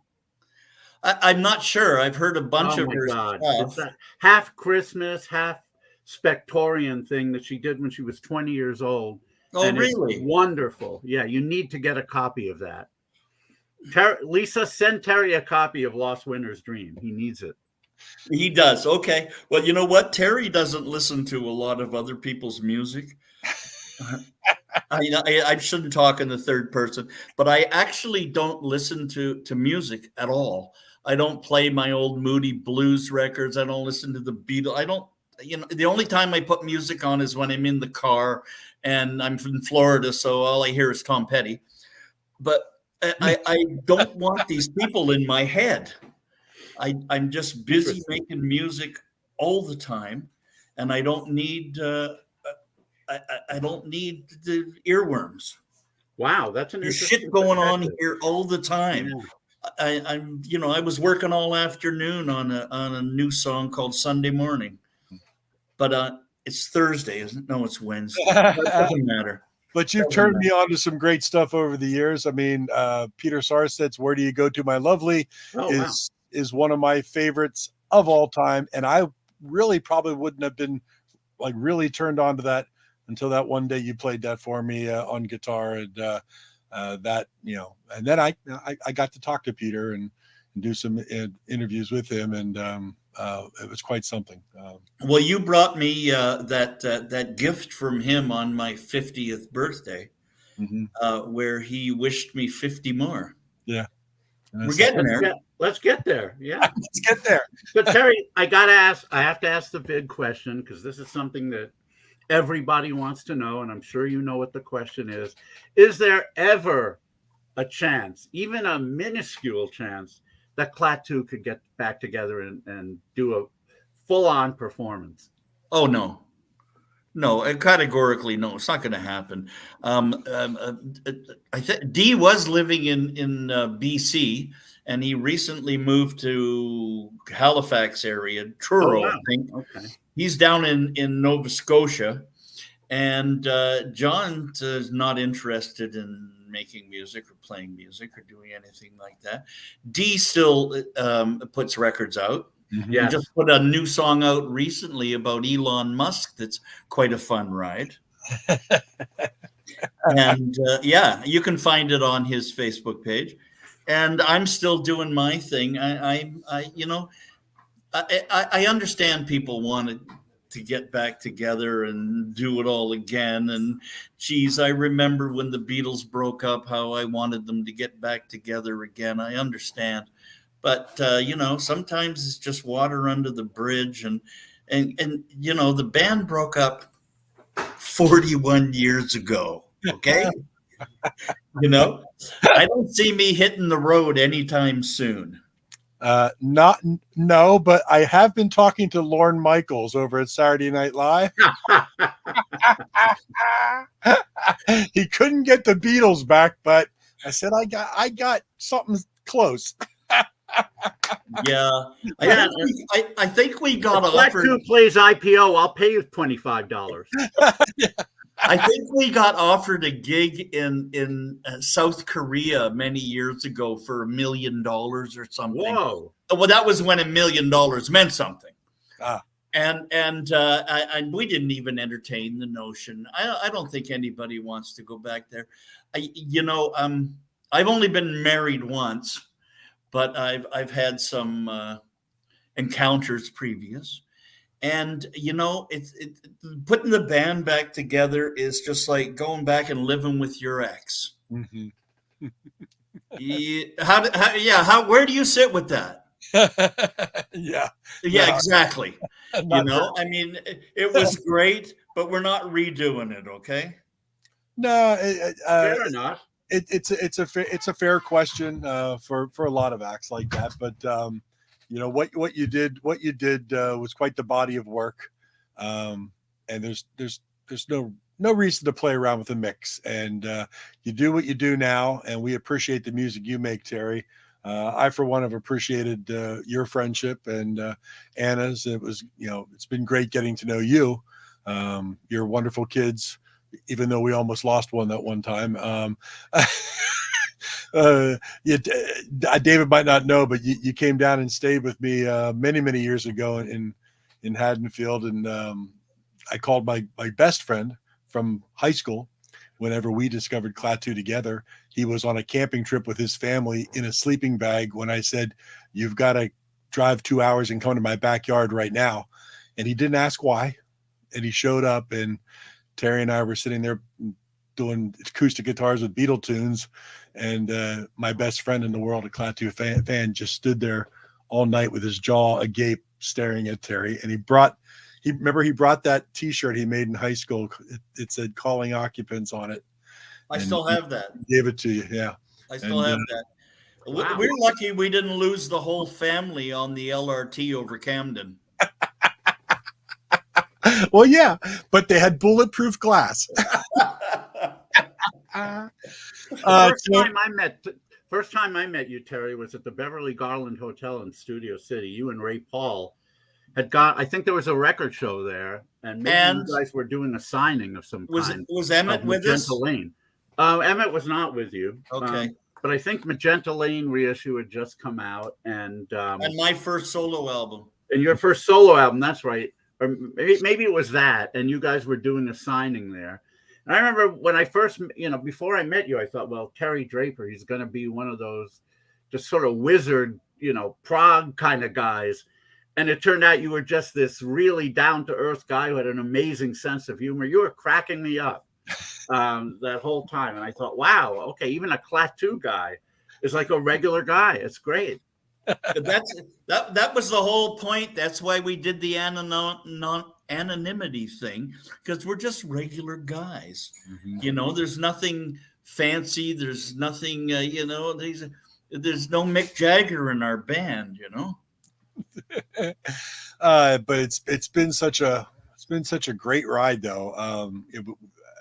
This interview's been fantastic. I've talked at length. And the ride's obviously not over. You have plenty. It's not over. You got a brand new album out, Bread and Circus. We post up the banner, so anybody interested could go to terrydraper.com. And not just go to terrydraper.com, but if you don't have a copy of Bread and Circus, you can buy one. terrydraper.com. terrydraper.com. I'm sure all the other normal places, Amazon and whatever, but actually the release date through the distributor is January 20th, a few days from now. I jumped the gun a little early because I like to get the album out for Christmas. Mm-hmm. Well, I'm going to count it as a 2023 release, so it's eligible for my best of at the end of the year. So there you go. There you go. We'll talk, David. You and I'll talk. Okay. Terry, thank you so much for joining us on episode number 87 of Material Issues. As I said, I knew we'd blow right past our 7 o'clock time frame. Forget it. Yeah. You have so many wonderful stories. Well, you guys got good questions, and you both done your homework. We're both huge fans. Well, yeah. It wasn't hard to do homework when we love you, what you've done for so many years. Yeah. Well, I mean, just everything about it. We've known each other a long time, and I appreciate your friendship, my friend. And you know how much I love you and Anna. And one of these days I'll be down either in Florida visiting my daughters, and we'll stop by, or I'll be up in Toronto, and we will get together. And I look do it. Yes, please come to LA. I love to see you again. Yeah. Would be nice. I met both of you guys in 1997. Oh, really? You came, Mark. You came to the Light Years Later CD release party, and then I was down a couple of months later after the February release, down in LA with Ray Paul, and we did a couple of those signings. One of them with Emmett Rhodes. Mm-hmm. We sat down together, and the first thing I did was say, "Emmett, can I get your autograph?" I was a big fan of Emmett Rhodes. Really nice fellow. Yes, he was. Yeah. Well, I mean, and you can understand when I first got up to Toronto how much it meant to me just to be a part of that whole thing. And big thank you to Jamie Vernon, great friend of mine as well. Hell yeah. I know. Yeah. I know he's watching. So Jamie's still doing the IPOs. Yep. Yeah, his band Mr. Moray just played Mr. IPO Moray, in Hamilton. What's the story, ago. Mr. Moray? Hey, Jamie. There you go. A lot of people checking in saying thanks for a great interview and been fans for a long time. But Terry, all the best to you, my friend. God bless. Stay happy, stay healthy, stay grateful. Love to Anna and the boys, and thanks for joining. There she is. Oh, there she is. I'll have a new album in a couple of months. We'll do this again. Good deal. Absolutely. It was great seeing you. Hello. Oh my God. Anna, how are you? I'm so well. Thank you very much. Oh, yes, I'm David, co-host, huge Klaatu fan and friend of Terry's for sure. Yes, I've heard of you. Nice to meet you. Jamie just said hi, Anna. I was asking Terry earlier if you're back on stage more recently, and he said you need to do that. Yeah, not since just before COVID. Like when COVID happened, that was the last time I was on stage. But I have an agent and I'm doing self tapes and I've had a few gigs, but not enough, but I'm still at it. You look better. You look better than ever. Yeah, Terry, how did you manage to get such a beautiful wife? I mean, I don't get It's it. not my good looks, David. I think it's charm. It's charm. No, Yeah. I'm sure a lot of charm for sure. It's completely. And charm. David, give Rena a hug for me. Yeah. I will. Thank you. Yeah. Thank you very much. All right, guys. Have a great night. We'll talk to you soon. Anna, good to see you. Terry, thank you so much. And God bless both of you. And we'll talk to you soon. Yes. Cheers. Good night. Take care. Bye-bye. Well, there you No, have that it, was fun. David. Episode 87 of That was Material. fun, but we knew it would be. Terry's a very he's a very genuine, affable guy and funny, of course. And funny. And again, he's got a lot of great stories. I mean, that's just a band that is a story in and of itself. I mean, we could have gone to so many other places with them, and we never even got to talk about the Carpenters covering Calling Occupants. And no, we talked about the fact that Calling Occupants was what it was, but we didn't talk about the Carpenters covering it, which, to this day, he's got a copy of their album signed by Karen on his studio wall that says, "We've been observing your group." I think I saw it when I was at his house. I maybe it was a long time ago. Thank you, Lisa. Thank you, Lisa. Yeah, a lot and great job on the album, Lisa. I love your vocals on Terry's album. Lisa, send Terry a copy of Lost Winter's Dream. He needs to hear it. There you go. Yeah. But I mean, there's so many more avenues we could have gone down. This could have been another 3-hour interview had we kept going, but there got to leave some mystery to Klaatu for people to find out. Well, of course. I mean, Klaatu is the mystery band. All the first 3 albums, nobody knowing who they are. Even when they knew it wasn't the Beatles, they didn't know who it was. That. There you go. And that never bothered me. I mean, once I found out it wasn't the Beatles, I was a little bit chagrined, but it was like, but this music's so great. It's not like I'm not going to buy it. And then Hope came out a few months later. I was at the store the first day. I grabbed it. And it's funny because, when I found the first album, 347 EST, it was because of the artwork. I had no knowledge of it. And then the second album just blew me away. That was back when I had the headphones that were the size of a basketball on each ear, and the long curly cord that you stretch like that. And I don't know how many hundreds of hours I spent just listening to that album. And then Sir Army Suit, as you said, it did a complete flip-flop on. I was shocked. But not in a bad way. That's for sure. Then Endangered Species came along, and very, very different. And that's a rock album completely. The address to write and find out who they are and things. And then for me, that's when Klaatu stopped, because I had no knowledge of Magenta Lane for years. Me neither. I read about it in a gold mine. It was an ad or article. And of course, at that time, like, how am I going to get a copy? You're right. How am I going to get a copy of that album? I mean, it was only released in Canada. But then my local record store called Music Market happened to have a copy. I think I looked under Rock K. I don't know if Klaatu had a card. Maybe they did. And there it was. It's like, I mean, I did one of those double takes. Like, I can't believe it's here. Yeah. So thankfully, I was able to get one. That was an emotional moment for me when I found it in Goldmine and sent away for it. Oh, really? Okay. Yeah. And when it came, I was shaking. I was like, I can't believe this. I'll bet. Yeah. And it wasn't even brand new. It was already old at the time because I just didn't know about it.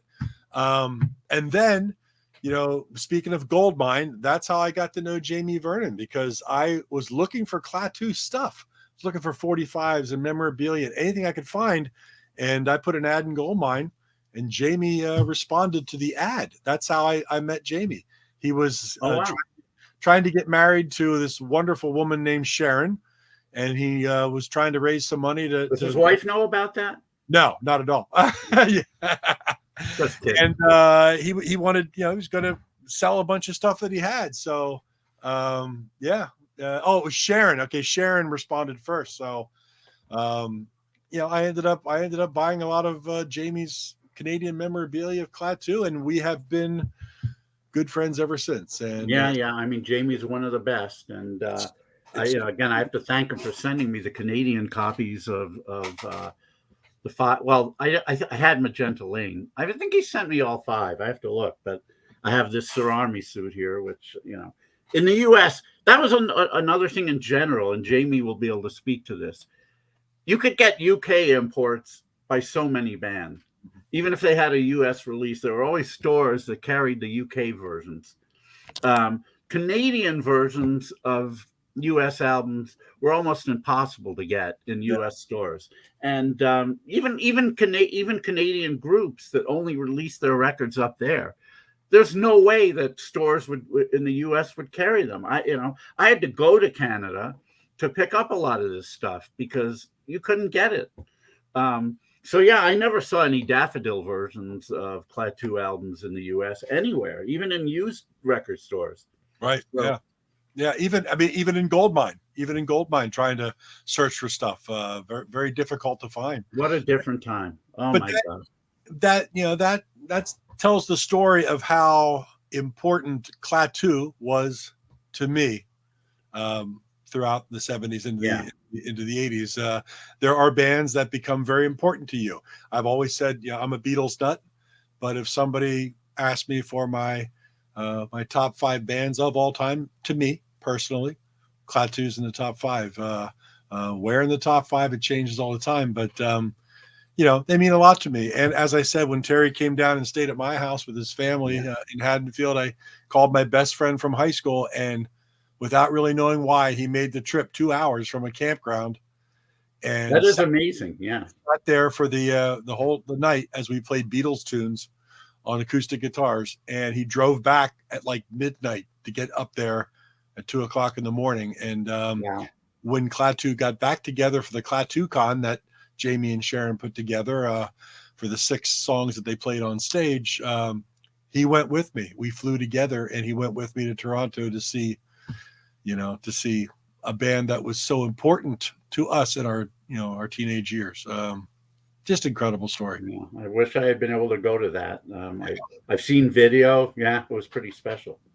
It was absolutely wonderful. It was such a great time, and people came in from around the world. I mean, there were people. I know. Yeah. And so much memorabilia that Terry and the guys put up for charity auction, and just a great time. Brought a lot of people together. But he's a great guy, and he's got a great family. It'll live on for as long as the rest of us can still listen to music. Let's hope so. They should. Yeah, indeed. So let's talk about some other guests we've got coming up. What do we got coming up, David? Well, we've certainly got one of rock and roll's greatest characters coming up next week. He was a member of the Mumps, one of the first out bands in New York. He's put out lots of solo records. He he's very, he can be very flamboyant when he wants. He can be laid back when he wants. And he's just a really nice guy and a very interesting character. Christian Hoffman will be our guest next week. And if you haven't heard his music, particularly his solo albums, they're very quirky, but very poppy. You should check them out. We'll, of course, talk about that when he's on. The following week, we haven't etched this in stone, but I'm hoping this will happen. This is a non-music related guest, but certainly somebody very important to the baseball world. No, it's not a player. It's not a manager. She's a sports writer. Yes, she is a sports writer. She was one of the early members of the female horde of sports writers that emerged in the late 80s and 90s. She has written for the San Francisco Chronicle for many, many years, covering the Giants. She is a member of the BBWAA and can vote and does vote on the Baseball Hall of Fame. Certainly certainly a pioneer, and we'll certainly be asking her a lot about that. It was very difficult for female sports writers to enter the world of the locker rooms of players. Some of the players were not very nice. Some of them were downright abusive, to the women, both physically and verbally. It was tough, but they emerged, and now it's gotten a lot better, at least as far as we know. She's Susan Slusser, and we're hoping to make this 100%. She's a very busy lady, and if we do actually get her, it'll be quite the coup, because she's awesome, and we'll have great stories as well. And then February 9th, we our female guests that will continue. Back in the mid 60s, of course, we know the garage music scene around the U.S. was very fruitful, and Fort Worth was one of the more they were one of the more, for lack of a better word, fruitful cities in this endeavor. Lots and lots of garage bands came out of the Fort Worth, Dallas scene in the mid 60s. One of them was called Candy and the Canes, and it was one of the few all-female garage bands, and they were really good. And the lead singer, the lead vocalist, who goes by Candy Chase right now, she will be our guest on February 9th. She now lives in LA. She's she's somebody I've been getting to know online. Seems like a really great lady, and obviously her perspective on the whole garage scene is going to be very different from the guys who were part of that scene. And she'll have a lot of great stories for us as well. So Candy Chase on February 9th. And we're still working on a lot of things as usual. And of course, it'll be a lot of fun. Yeah. And if you haven't, joined the channel here on Facebook or on YouTube, materialissues.com, make sure you join, subscribe, because we don't send out a lot of spam and things, but we will in a couple of days in advance let you know who's coming up on Wednesdays. Of course, 2 straight times we've played Stump the Bash, and we have stumped the bash. So I know there's a lot of people out there who enjoy that part of the Material Issues. That'll come up a little bit down the road when we have an open night to see if David can get back on the horse, as they say. Yeah, I mean, again, if I don't get stumped every now and then, it's just watch the bash win, and we don't. Right. I mean, I've got to lose sometimes, so. I'm 0 for 2 in 2023, so that's something I'd like to change. So hopefully next time I'm able to get the requisite points. We'll see. Yeah, because there was somebody that was commenting that this reminded them of The Price is Right. How David was always winning. So it was good to see you go down. One of our listeners, John Borak, was actually a contestant on The Price is Right. Was it? I mean, I think you had said, wow, yeah, and I think now, was Fernando kidding when he dropped that message that he was going to be a contestant? I don't know. He dropped a little message. Fernando generally doesn't joke around about stuff like that, so I wonder if he's actually doing it. Well, maybe he will. I mean, you end up getting in the audience, and it's supposedly random as to whether you actually are invited to come on down. But now it's like it's so limited, the audience. There's only like 20 people. Yeah. It was during COVID, which is when John did this. The audience was really sparse. I don't know. Is it still that way? Yeah. It's very sparse. Now, did he win anything? Do we know, or is that a top secret? We'll let John talk about that. Now we got to have Borak back on if he chooses to. Well, we'll have him on it. If not as a guest, then as a co-host when one of us is unavailable. Yes, indeed, it's all good. But I should let me talk about my diet. Not that there's not that this is earth-shattering, cure cancer news, but lost 2.6 more pounds last week. So as of Monday, I'm down 10 pounds. No, I did not. No, I had no idea that Russ Tolman was on. One of my friends, Bobby Bogner from the band The Piper Downs, was on Rock and Roll Jeopardy and did very well.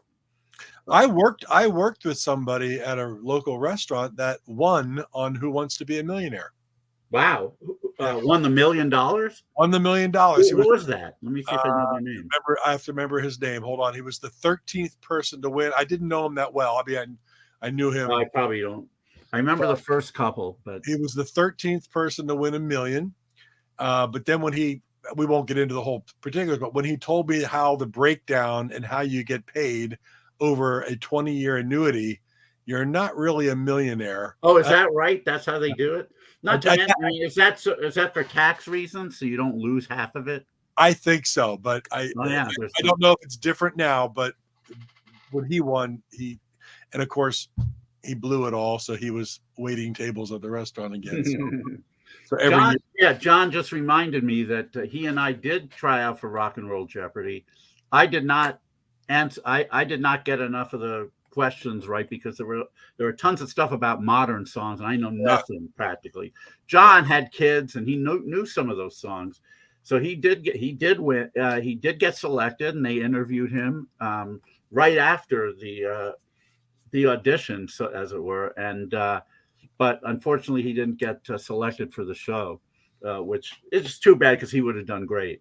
Well, I auditioned for the new Jimmy Fallon password, and got through all the process, and said they would contact me with a show date, but then it never happened. So when was that? That was last year. About they may be way behind, so who knows? May or June, you don't know. But I made it through. I hope so. Yeah, I wish Rock and Roll Jeopardy or some form of it would come back because I'd love to try again. But what did you feel about Name That Tune? I never liked it because they would play the tunes in different keys. I was hooked into the actual record, and with that, of course, what if they did more of a rock and roll Name That Tune where they actually used a couple seconds of "Hi, Rena, God bless you, my heart goes out to you, love." Oh, thanks. Big hugs, big hugs. You seem a little exhausted, honey. Yeah, I am a little exhausted. She's had to manage working and arranging stuff for the funeral and all that, so she's pretty exhausted. But thank you. Oh, there's Jamie, said Rena. Yeah. So say hi. Hi. She's like out of it, but Name That Tune where they use. Well, I would have loved it at the time that they used part of the record. I hated that they just played it, a few notes on a piano, which was a guy just going ding ding ding. I hated it, but there were some where I could have named it in no notes because the verbal clue. Yeah, I remember which Carpenters song was it? Speaking of the Carpenters, there was one of their big hits, and there was enough of a verbal clue that I could have said I can name that in no notes. Probably it was probably close to you, where it was like dunk, dunk, dunk. Yeah. No, we never had to get. I mean, I didn't have to get to that. The verbal clue before was enough to where I knew what song. That's where I'm leading up. Yeah, maybe we could start a YouTube channel, which will be Rock and Roll Name That Tune, and it'll be something very similar to this, where you get clues, and then you could say, "I'll name that in 3 notes," and we just play the first. Hey, I'm up for it. Song. Yeah. Yeah, who knows? I'm sure John Borak would want to play, as would several other people. And don't you have that other game that you're? I've got Who Charted. Yeah, we need to do that. We need to do that too. So we got all kinds of things coming up, but that could be a new twist to Stump the Bash. I know. Well, this is a game where a lot of people play, wouldn't just be me. It's all good, but great show tonight, David. That was a lot of. And thank you all for sticking around. Terry was a wonderful guest, and we look forward to having more wonderful guests as the year goes by. And soon enough, we'll be at episode number 100. Heart the tail of the Hershey. That's an inside joke. I think Mark kind of knows what we're talking about here. Oh, maybe you don't. Well, what does it mean? Well, an enemy of mine, and probably not one of your favorite people, even though you never met him, started calling you Hershey after the bar. And then one time, I guess he typed something in about you and forgot the H. So he wrote Hershey. And so John has been calling you, or referring to you as that to me many times when we speak. So Hershey. All right. That's nice. So you're Hershey. Hershey. I love it. Wasn't that you're Hersey Hawkins? Wasn't he a Philadelphia 76? That was a 76er, yeah. Hersey Hawkins. Yeah, back in the day. Oh, funny stuff. Anyway, we're coming up on 2 hours, so let's not get there. Let's just say goodbye to everybody. And Good night, thank you all everybody. very much for sticking around. Have a great rest of the week, your weekend. Stay safe. Thank you, Thank you, Tim. And we'll see you next time. And love to Rena. God bless you. And Yeah. Thank we you. will Thank you. we'll talk to everybody soon. We'll see you next week. Absolutely. Good night, everyone. Right.